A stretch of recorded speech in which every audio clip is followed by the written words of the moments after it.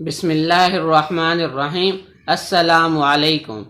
تو آج کی ویڈیو کے اندر ہم بات کریں گے کہ ادائے قرض کی کون سی دعا ہے اور وہ کون سے کلمات ہیں جو حضرت محمد صلی اللہ علیہ وسلم نے حضرت علی رضی اللہ تعالیٰ عنہ کو سکھائے اور کیا ارشاد فرمایا۔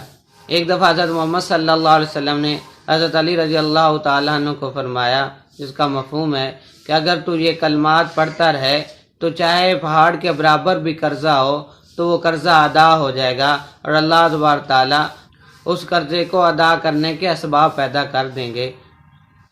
وہ کلمہ یہ ہیں: اللہم اکفینی بحلالک عن حرامک واغنینی بفضلک عمن سواک۔ اللہم اکفینی بحلالک عن حرامک واغنینی بفضلک عمن سواک۔ اللہم اکفینی بحلالک عن حرامک واغنینی بفضلک عمن سواک۔ جو انسان ان کلمات کو پڑھتا رہے تو اللہ تبارک تعالیٰ اس کے قرض ادا کرنے کے اسباب پیدا کر دیتے ہیں۔